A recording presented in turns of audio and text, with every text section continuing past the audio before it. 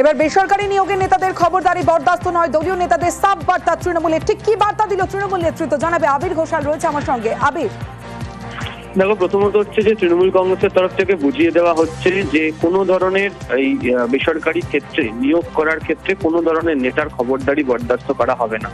তুমি জানো যে ইতিমধ্যে তৃণমূলের তরফ থেকে বা প্রশাসনের তরফ থেকে পরিষ্কার করে উল্লেখ করে দেওয়া হয়েছে যে শিল্পের ক্ষেত্রে কোনো বাধা তারা মেনে নেবেন না এবং শিল্প বান্ধব পরিবেশ তৈরি করে রাখার জন্য যে যে ধরনের ব্যবস্থা গ্রহণ করতে পারা যায় তাই করা হবে। এবং এই শ্রমিক সংগঠনের তরফ থেকেও দলের এই বার্তা সমস্ত জায়গাতে ইতিমধ্যে পাঠিয়ে দেওয়া হয়েছে। অনেকেই বলছেন যে একেবারে জিরো টলারেন্স নীতি নিয়ে এগোচ্ছে তৃণমূল কংগ্রেস এবং এক্ষেত্রে বেসরকারি ক্ষেত্র সম্পূর্ণভাবে সেটা মেনে চলার বার্তাই দেওয়া হয়েছে।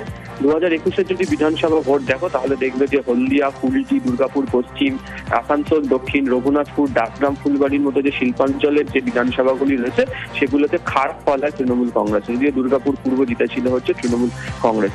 এক্ষেত্রে দাঁড়িয়ে 2026-এর নির্বাচনের আগে শিল্পাঞ্চলের ক্ষেত্রে যাতে কোনো ধরনের এই দাদাগিরির জেরে যাতে কোনো অসুবিধা তৈরি না হয়, রাজনৈতিকভাবে প্রভাব যাতে না পড়ে, বিরোধীরা যাতে তার সুযোগ গ্রহণ করতে না পারে, সেই কারণেই কড়া নির্দেশিকা ইতিমধ্যে দেওয়া হয়েছে।